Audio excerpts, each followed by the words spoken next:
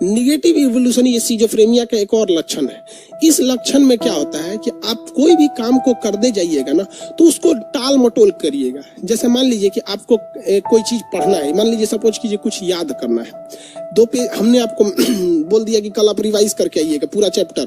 आप जाएंगे रिवाइज करने, सोचेंगे रुको थोड़ा सा मुंह धुल लेते हैं, जाएंगे मुंह धुलने, एक बोतल लेके पानी बैठ जाएंगे, थोड़ा सा पढ़ेंगे, फिर पानी पिएंगे, फिर पानी पिएंगे, पेशाब लग जाएगा, पेशाब करने जाएंगे, कहेंगे थोड़ा सा मोबाइल देख लेते हैं, व्हाट्सअप देख लेते हैं, व्हाट्सअप पे गए, थोड़ा सा देखने के लिए आधा घंटा हो गया, तब तक मैं कोनो लिंक दे दिया, व्हाट्सअप से घुस गए, लिंक पे क्लिक करके यूट्यूब पर, अब यूट्यूब पे सर्च करेंगे, आपका दिमाग कहेगा अरे यार छोड़ना इसको, आप कहेंगे अरे थोड़ा सा और, फिर दिमाग कहेगा यार पढ़ना है, टाइम नहीं है, अरे थोड़ा सा और, तो फेसबुक पे कोई नोटिफिकेशन आ जाएगा, इस पे चल जाए। ऐसे करते करते करते करते आप अपने टाइम बहुत ज्यादा लॉस कर देंगे। और आपके दिमाग का एक हिस्सा है जो डेली आपको बोलता है यार तुम गलत करते हो, फिर आपका दूसरा दिमाग कहेगा कि नहीं एक काम करेंगे, कल टाइम टेबल बनाएंगे, हमको कैसे कैसे करना है, और वो टाइम टेबल आप बनाएंगे और 2 दिन से ज्यादा फॉलो नहीं होगा, क्योंकि आपका एक दिमाग सिजोफ्रेनिया के हिसाब से ग्रस्त हो चुका है और आप इसे नहीं कर पाएंगे। और आज हिंदुस्तान बर्बाद हुआ है केवल और केवल सिजोफ्रेनिया से। और हमारे देश का जो ये आपका शिक्षा मंत्रालय है या फिर जो स्वास्थ्य मंत्रालय है, इनको कोई मतलब नहीं बनता है कि स्टूडेंट्स किस समस्या से पीड़ित हो रहा है, और टीचर भी इसको एज ए टॉपिक पढ़ा के चले जाते हैं। ये एज ए टॉपिक नहीं है बाबू, ये आपके लिए एक एटम बम है, आपकी जिंदगी को बर्बाद कर रहा है। इसमें से किसी ना किसी को लेके आप कहीं ना कहीं जूझ रहे हैं। इसमें अगर देखिए समझ रहे हैं कि नहीं आ रहा है जी, इसमें क्या बोल रहे सर जी, जो भूत खेलते आ रहे यार ये सब बीमारी है। निगेटिव इवोल्यूशन बहुत होता है, आई हैव निगेटिव इवोल्यूशन, चलिए जाके इलाज करा लो। निगेटिव इवोल्यूशन में थोड़ा सा में सही हो जाता है। निगेटिव इवोल्यूशन में आप किसी भी काम को नहीं कर पाते हैं। जैसे निगेटिव इवोल्यूशन का एक और एग्जांपल देते हैं। आज से 2 या 4 साल पहले आप दिन में 8 घंटे पढ़ लेते होंगे, 6 घंटे पढ़ लेते होंगे बहुत बेहतरीन ढंग से, लेकिन आज आप उतना नहीं पढ़ के उससे कम पढ़ ले रहे हैं। ये हो जाता है। एक आदमी थे यूट्यूब पे वीडियो बनाते थे, हम उसको बताएंगे नहीं, हालांकि बहुत अच्छे थे वो, 8-10 मिलियन उनके सब्सक्राइबर हैं। तो यूट्यूब वालों को अपने से थोड़ा सा जान पहचान रहता है, तो हमसे फोन किए, कहें जानते हैं खान सर हमको एक प्रॉब्लम है, पहले हम दिन में 4-4 वीडियो अपलोड कर लेते थे और ड्यूटी भी कर लेते थे सब कुछ।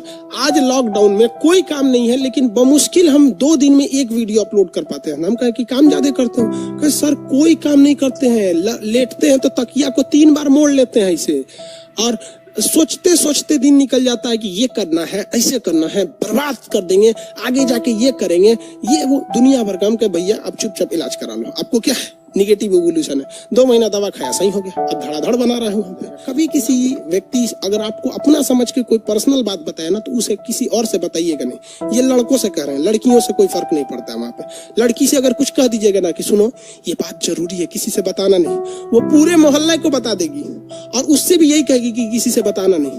पूरे एरिया की लड़कियों को पता चल जाएगा कि क्या बात है, और क्या, और सबको साथ ये भी रहेगा कि किसी को बताना नहीं, किसी को नहीं बताना है, किसी को नहीं बताना है, सबको बता, किसी से बताना नहीं, किसी से बताना नहीं। इसलिए लड़कियां अगर किसी बात को छिपा लेंगी, ये इस दुनिया का 8वां अजूबा हो जाएगा। निगेटिव इवोल्यूशन समझ में आ रहा है?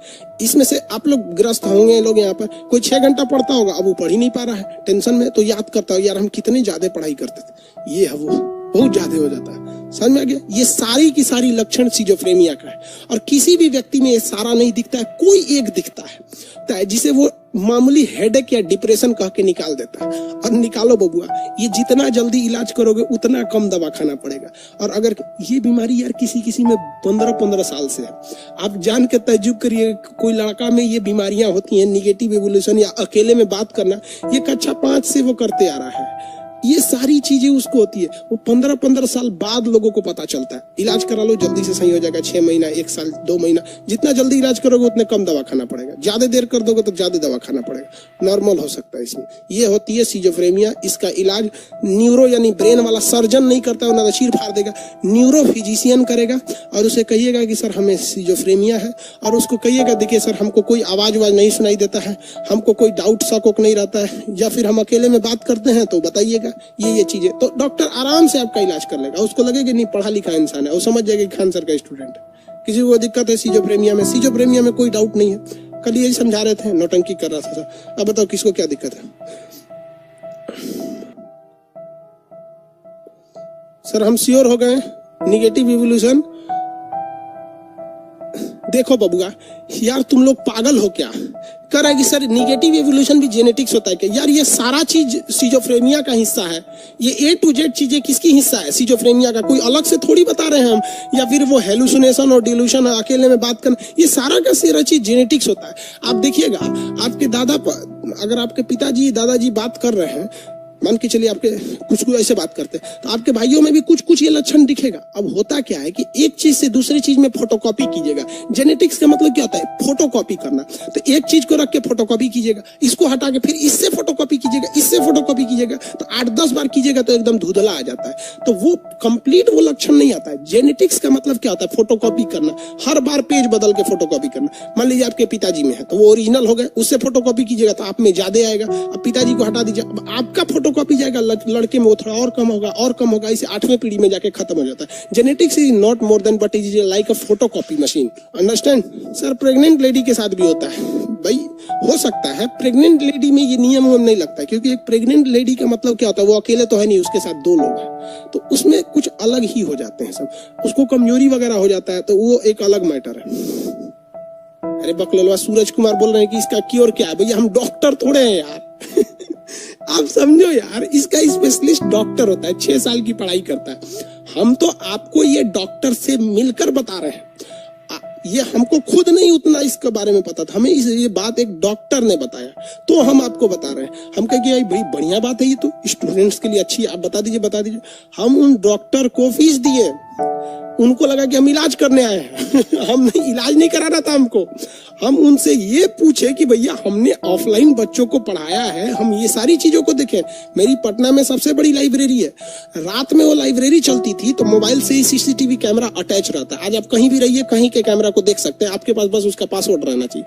हम देखते थे कि लड़का न मोबाइल लिया है, न कुछ, टहल रहा है, रात में 2 बजे बात कर रहा है किससे। अरे भैया मोबाइल रहता है तब ना, तो हम समझे यहाँ पे तो डॉक्टर को हम फीस दे के ये सब चीजें पूछे। तो ये बेहतर एक अच्छे से डॉक्टर से मिलिएगा। और देखिए ब्रेन के मैटर पे कोई छोटा मोटा डॉक्टर नहीं, आपको अगर ब्रेन से रिलेटेड है तो दिल्ली आ जाइए, अच्छा है, एम्स वगैरह में दिखा लीजिए, ऑनलाइन अपॉइंटमेंट लेके। समझ में आ रहा है?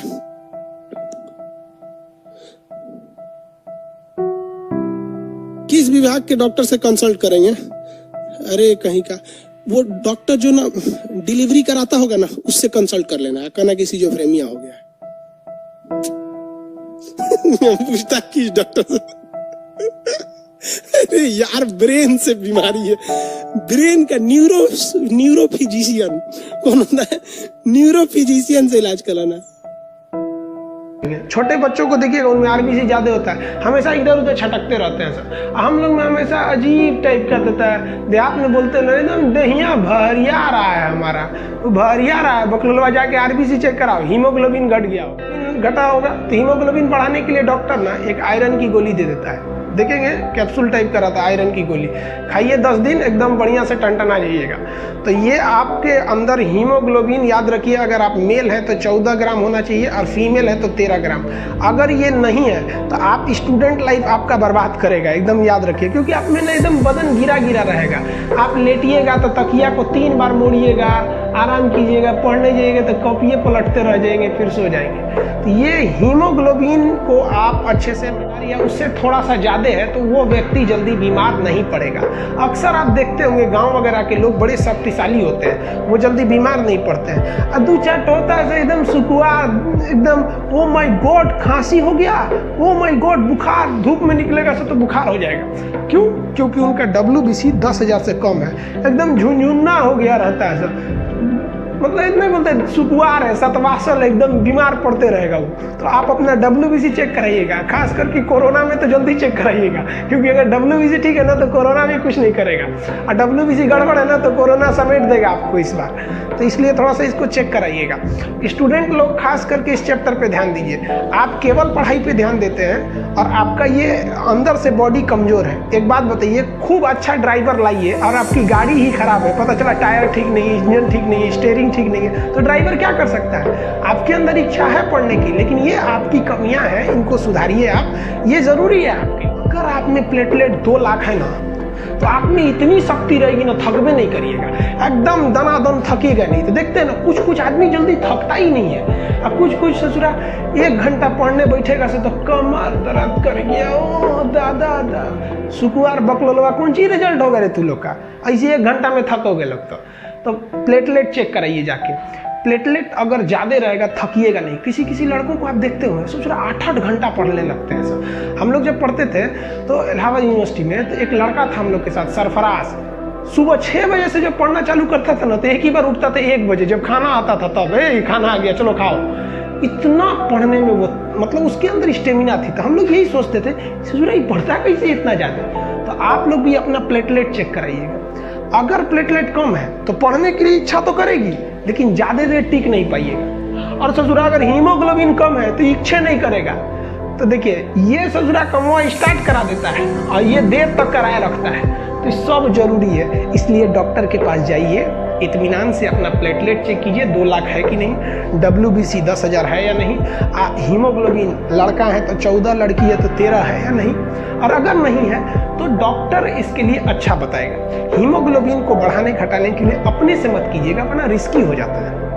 हाँ, हम ये जरूर बता सकते हैं कि प्लेटलेट को कैसे बढ़ाइएगा। देखिए प्लेटलेट जो होता है ना, डेंगू में बहुत घट जाता है। डेंगू में ये प्लेटलेट 30,000 चला आता है, 20-20 हजार तक चला आता है। हमको जब डेंगू हुआ था ना, सीढ़ी नहीं चढ़ पा रहे थे, तो एक हॉस्पिटल हम गए थे, तो 1st फ्लोर से हमको नीचे उतरना था और हमको डेंगू था, पता नहीं था। मेरा प्लेटलेट 40,000 हो गया था। तो हम सोचे लिफ्ट से उतर जाते हैं। तो लिफ्ट में बेचारी एक डॉक्टर थी, लेडीज डॉक्टर थी, वो हमको कही कि आपको शर्म नहीं आता है, 1 फ्लोर से नीचे उतरना है, जेंट्स होके लिफ्ट से उतरते हैं। हम कहे मैडम हमको पता नहीं क्या हुआ है कि हमारा पैर नहीं चल पा रहे। तो प्रॉब्लम हमको नहीं थी, प्रॉब्लम था कि वहाँ हमको डेंगू हो गया था, वरना हम डेली 5 तल्ला पे क्लास चढ़ने के लिए ऊपर नीचे करते हैं। पैर ही नहीं उठता है, इतना कमजोरी आ जाती है और आदमी ना भद गिर जाता है। देखिएगा ना, जहाँ तहाँ गिरल रहेगा, उठाना पड़ेगा, भैया उठिए।